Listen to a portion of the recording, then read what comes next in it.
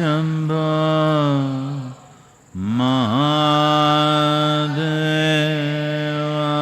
Mahadevaya.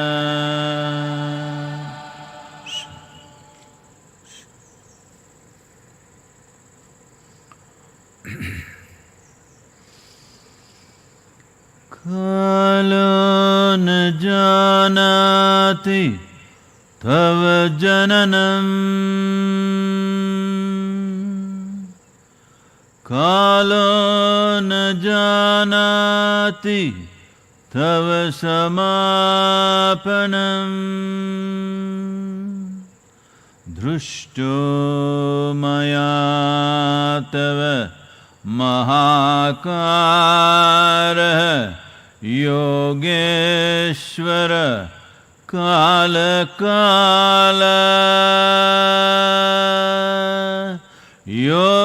Yogeshwar काल काल.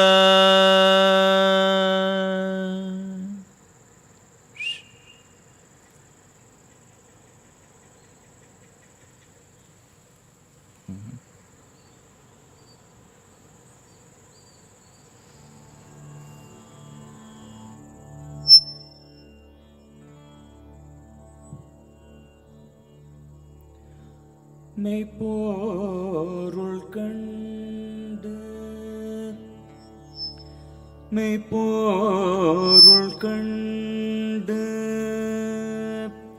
விளங்கும் மெய்ஞானிக்கு மெய்ப்பொருள் கண்டு விளங்கும் மெய்ஞானிக்கு கற்பங்கள் ஏது கடி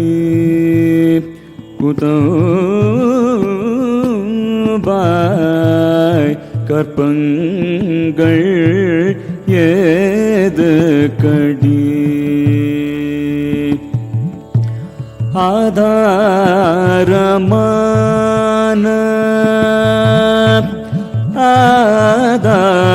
ஆதாரமான அடிமுடி கண்டோர்க்கு ஆதாரமான அடிமுடி கண்டோர்க்கு வாதாற்றம் ஏது கடி குதம் வாதாற்றம் ஏது கடி தாவாரம் இல்லை தாவாரம் இல்லை தனக்கோரு வீடில்லை தாவாரமில்லை தனக்கோரு வீடில்லை தேவாரம் ஏது கடி குதம் பாய் தேவாரம் ஏது கடி மாங்காய் பாலுண்டு உள்டு மாங்காய் பாலுண்டு மலை மேலிரு போர்க்கு மாங்காய் பாலுண்டு மலை மேலிரு போர்க்கு தேங்காய் பால் ஏது கடி குதம்பாய் தேங்காய் பால் ஏது கடி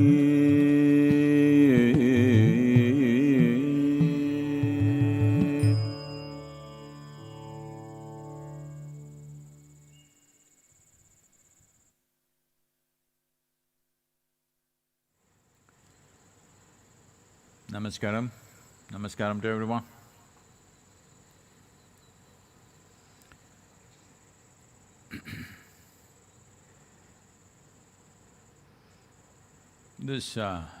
For many of you, this time, the virus time, the virus is becoming iconic, huh?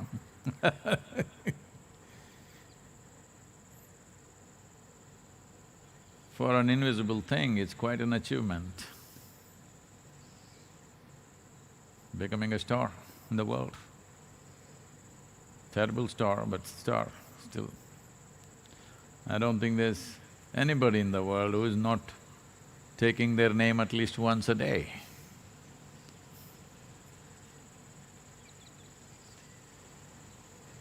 So, these virus times, you are forced into inactivity.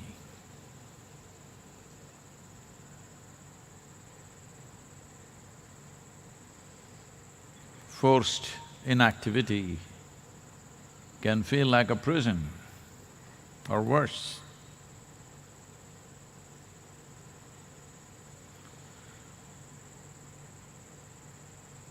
This is because the nature of physicality, the nature of the material in the world is essentially dynamic. Whether you take an atom or a solar system or the universe, everything that's physical in nature is naturally dynamic, always in movement. Without movement, without dynamism, there is no physical. So the moment you're forced into inactivity, it feels like you're curbed, restricted, imprisoned, or worse, it may feel death-like.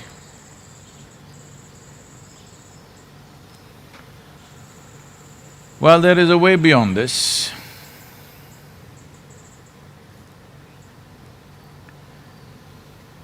There is dynamism of activity.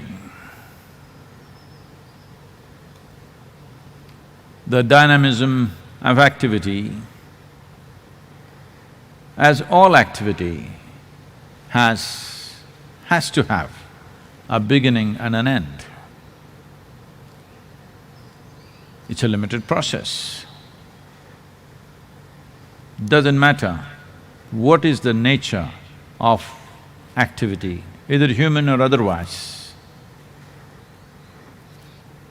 Activity is always a limited process within a defined amount of time and space.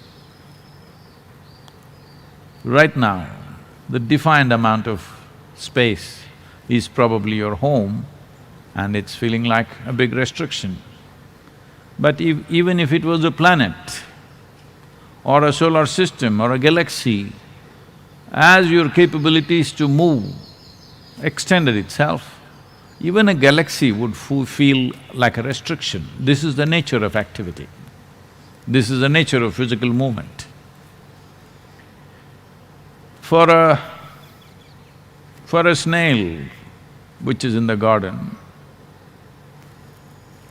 this little garden is a cosmos maybe, because it takes from here to there, takes many days, or maybe he will never make the journey. So, how much space is big, how much space is small, what is a restriction, what is not a restriction, all based on one's competence of movement and dynamism. So right now, one must understand the dynamism of activity is a very limited process, no matter how capable you are.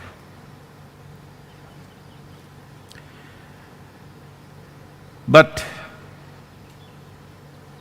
dynamism or the inertia which comes with restriction is feeling like a restriction and feeling like a suffocating process only because it has become stagnation. You're experiencing inactivity as stagnation. Inactivity that is induced, that has induced inertia, because of this one feels stagnant. Stagnation will naturally lead to death in a way. You may not die immediately, but in many ways you will die once you stagnate. So, there is a way to move inactivity into stillness and not stagnation. Stillness is super dynamic, but there is no activity. Stillness is the nature of the source. Activity is the nature of the surface. But the physical body, the nature of your mind, which is also physical in nature essentially, is designed for activity, or that is how most people understand this. But what they're missing out is their activity on a daily basis is fueled by a few hours of stillness which they call as sleep. If that stillness was absent, this activity would fall apart in no time. The only problem with that stillness is, it is an unconscious slumber where you don't exist, you have no role to play. People say, I enjoy my sleep. Nobody can enjoy their sleep. You may enjoy the restfulness that sleep offers you. You may enjoy the rejuvenation that sleep offers you, but you cannot enjoy sleep. If you're enjoying it, you are just pretending to sleep. You're not really sleeping. So stillness is of another dimension of dynamism. Now, this dimension of dynamism needs an intensity of life which one can never achieve through activity. Because if you reach a certain level of intensity in your activity, it will exhaust you. That is the nature of activity. However good the activity is, however pleasant it is, however pleasurable it is, every activity with a certain intensity will naturally exhaust you. It will force you to go into the slumber of stillness. But to become still consciously means you're building a bridge between the physical and the non-physical dimensions of your existence. Everything that's physical, the galaxies, the stars, the moon, the sun, the planets, every atom is dynamic, including this physical body. If it attains to absolute inertia, that's called death. Or in other words, dynamism is the basis of physicality. Without that movement, there is no physical nature. It is just the whole process of what is the profoundness or how profound is one's experience of life, and how precise and purposeful is the nature of one's activity. simply depends upon whether you have touched the core of your stillness or are you just on the surface of physical oscillations. Bringing this home to yourself is right now a good time because the virus, I couldn't do it. Now you're home, you can bring this dimension into your life. That is a very intense way of existence, but still. Right now the issue with most people is, if you ask them to be intense, they will become tense. So their idea of relaxation is usually to be lax. This is the essence of yoga. That is, you're intense and relaxed at the same time. In tension, your perception is seriously impaired.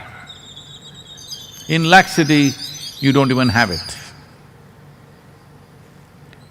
Because the essence of expanding one's life process, the basis of enhancing one's life process is only in enhancing one's perception.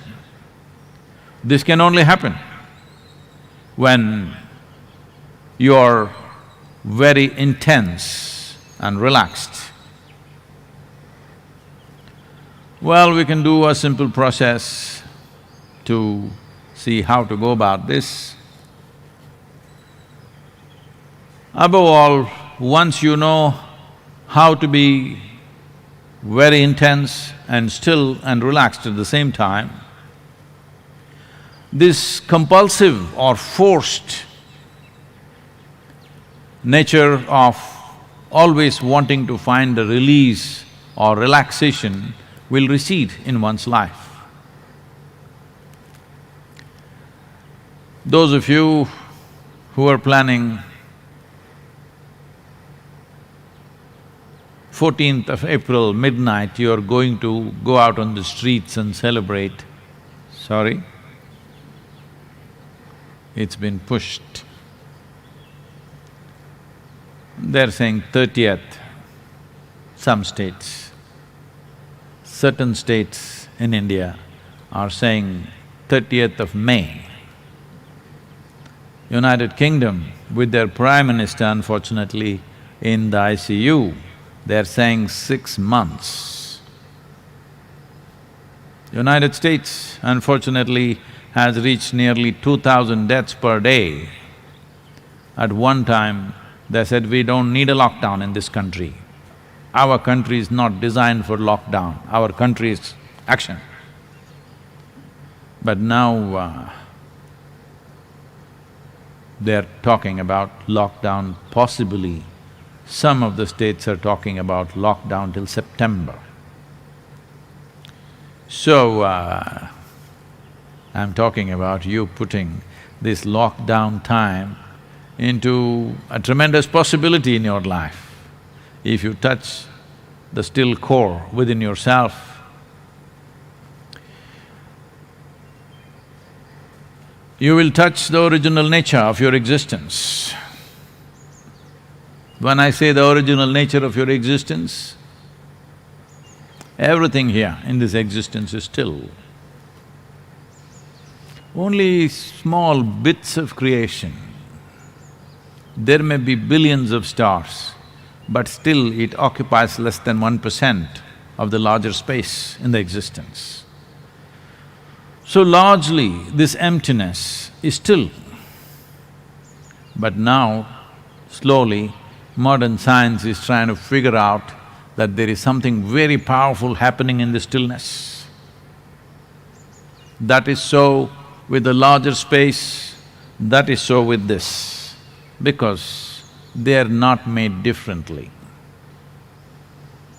This small little life and the whole cosmos, everything has been have been created with the same fundamental design, construction and sophistication of building is different from a single atom to the cosmos, but fundamentally the design is same.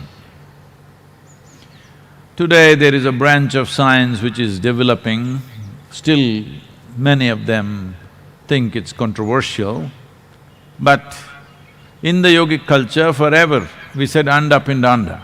That means the way the atom is, that is the way the cosmos is. It is just the complexity and sophistication multiplies, but essentially it's the same thing. So this also has a surface which is subject to various physical realities, and this also has a core which is not subject to any of those laws. The laws that govern our physical self, you can clearly see, do not govern your mental scape. If it was so that the laws that govern your physical self also governs your mental scape, actually you would be very comfortable in your home. Right now the body is at home, the mind is all over the place, or so you think. So, you know clearly the laws that govern physical reality doesn't govern your mental space. The laws that govern your mental space does not govern the core of the life that you are. If you build a bridge between your physiology, your psychological space and the core of your existence, the still core of who you are, then you will see activity and inactivity are not very different for you. You can bring yourself to absolute stillness and be phenomenally dynamic. Phenomenally dynamic, because that is the most dynamic space in the existence is the non-physical dimension. So, how do I do this? We could set up a simple process right now, because we have only 40 minutes. I will just kind of guide you through this in a couple of minutes, 2 to 3 minutes maybe. But when you do it by yourself, you must take either anywhere between 12 to 21 minutes to do it by yourself. But right now we will do it in 3 to 4 minutes' time. You sit in such a way, if you can sit cross-legged, it's fine, otherwise sit whichever way and sit with your spine erect, create a little bit of tension right across the body from the top of your head down to your toes. Open your eyes fully, at least create that kind of tension in your eyes like you're staring at something.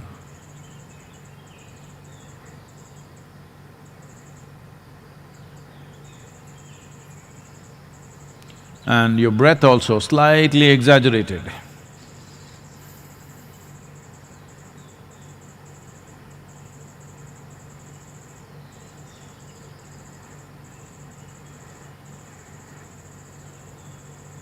Now slowly, just only the breath, relax it.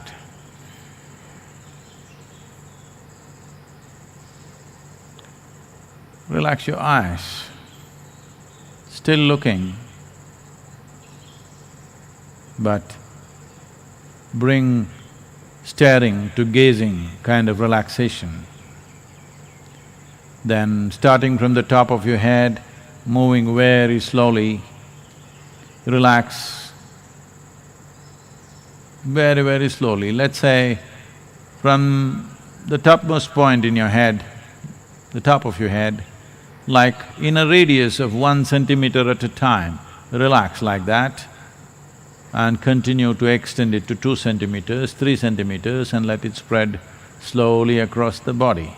But don't change your posture.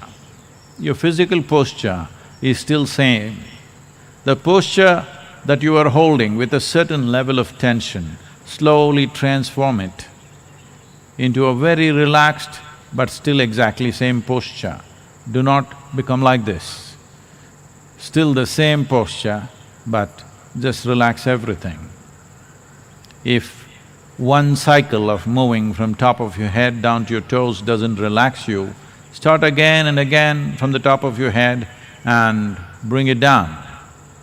You can clearly notice whether relaxation is happening or not, depending upon how your breath functions and also the level of stress in your eyes, because you're sitting without blinking, if possible.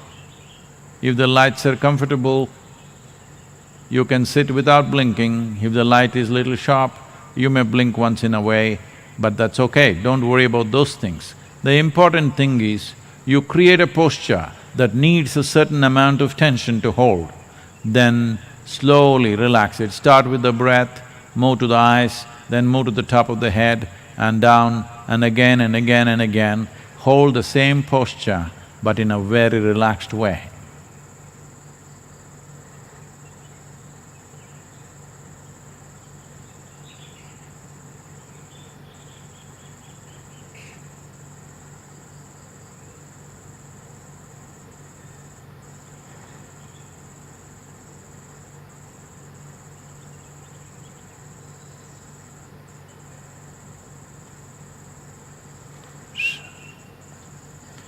Please do this by yourself, giving yourself anywhere between 12 to 21 minutes. The important aspect of this is, you must understand, when your activity and your life is related to the nature of activity you perform, physically, mentally, emotionally, and it's limited to that, you naturally become, unknowingly, very prejudiced in terms of life. Prejudice means this, that unknowingly you have divided the world. First division happens, me versus the cosmos. Then it feels very lonely, so me and my family versus the cosmos. Then that also feels terrible, as you know right now in the lockdown, me, my friends and rest of the universe. That also doesn't feel good, then you say me and my community and rest of the universe, me and my nation and rest of the universe. Like this we may expand boundaries, but the problem is just this. The moment you identify with the limited aspect of physical dynamism, you naturally become a prejudiced existence. If you build a bridge with the still core of who you are, you become an unprejudiced existence. And this is very important if you want to perceive life just the way it is. You will always find that probably criminals are less prejudiced than priests, pandits, mullahs and scholars and people who think they are good. Unfortunately, this is true. Because a criminal's goal is very simple. He wants money, he wants wealth, he wants something.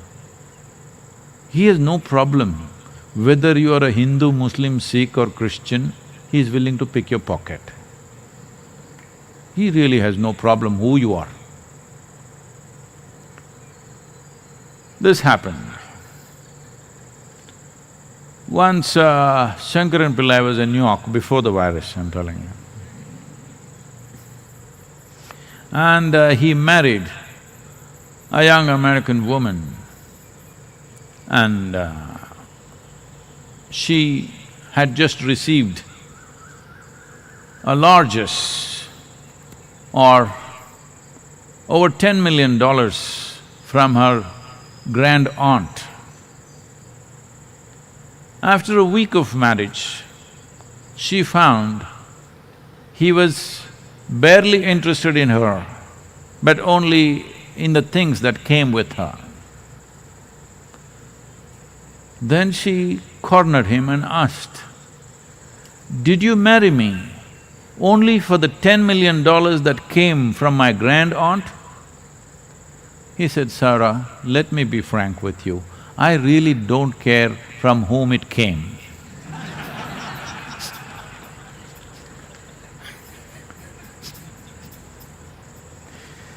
So,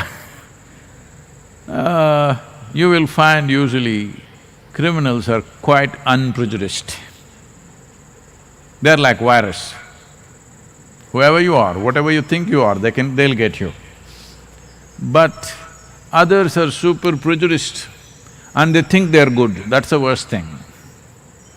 Because once there is prejudice, negative action is just a question of situations pushing you into it. But you will do terrible things with great pride, that's the whole thing. You will do absolutely horrendous things with enormous pride that you're doing the right thing. You've always seen people who believe they're doing God's work do the most horrendous things on the planet. So that's been the history of humanity. So, the source, the still source within you, if you build a bridge to that, this is a good time. This is a good time. Because dynamism has to be in your stillness, because activity could break your home. I'm sorry if I'm rubbing it on you. I hear that there is lot of domestic violence rising in the world. In some countries it's multiplied. That means your dynamism is getting destructive. Your dynamism is breaking somebody's bones, but it may break your home. Your house may fall apart if you're locked there for too long. Suppose, because they could do it. Right now, they've expressed their intention. They're saying, if citizens do not follow this, they will enforce it by locking your homes from outside. That's how serious it is. So the moment they lock you from outside, it's like, you know what's that? Shashank Redemption, you know.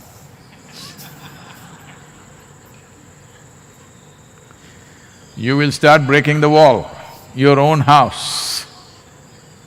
Yes, you will. So when the enforcement gets really tight because you don't do it consciously, then you will start breaking your own home. But you must break the right wall, otherwise you'll end up in the next home. If you break one wall, you will end up on the pavement down below from your apartment. If you break the other wall, you will end up with your neighbor that you anyway could not stand. You have to break yourself into the corridor, but they would have locked the building also. So, this domestic violence growing is unfortunate, but it's also time for you to decide where you should live. Yes, you should. Because just being together for 2 weeks, if it is leading to broken bones or physical injuries, I think you really have to think what is worth doing in this life, because not just me, I've been doing this for a long time but not so effectively. But the virus is reminding you that you're mortal, essentially telling you your time is limited. Whether you get the infection or not, Whichever way, it is very limited. So in such a limited amount of time, don't carry on endless dramas of life. Which drama is worth playing, which will enhance your life and the lives of people around you, is something that you must take a call. No, what will they think, what will my neighbors think, what will my relatives think? Anyway, they're not thinking great things about you. Generally, they don't. Or whatever they think, whatever anybody thinks is their problem, it's not your problem. Your business is just this. This is not some philosophy I'm teaching you, this is how this plant lives, this is how this tree lives, this is how every life lives. They're all trying to make their life as beautiful as possible, as full as possible. You think this plant is worrying, my flowers are so small and feeling shy, here there's Nagalingam tree, such big fragrant flowers, is it feeling shy? Do you think so? It is throwing out its best, that's all. This is the nature of life. If you don't get contaminated by the social process, if you look at the existential process of life, you will see this is all the life wants to do. The life wants to become full. Only problem with human beings is, see, so many coconut trees, they are not trying to reach the sky, believe me, they're tall. Among the trees, they're very tall, but they have no aspiration to reach the sky. They want to be full-fledged coconut trees, whatever that is. Whether it's 70 feet or 80 feet, they're not thinking of that. All they're doing is, they're not trying to grow either. They're just putting their roots deep into the soil, getting all the nourishment they want to get, whatever happens, happens. That's the only way life can happen. You have to sink your roots into the source of who you are. What happens out of that happens, and the best will happen. But best means what? Sadhguru, can I be better than the Nagalinga tree? You're not one. Just that this life should become a full-fledged process, that's all. This is never going to be better than anything or worse than anything. So, this time at home, you must make use of it. Do not break the walls, do not break anybody else in your home. Make use of this time to mature yourself into a more profound being. This is your opportunity. Yoga yoga yogeshwaraya bhuta bhuta bhuteshwaraya kala kala kaleshwaraya Shiva Shiva Sarveshwaraya Shambho Shambho Mahadeva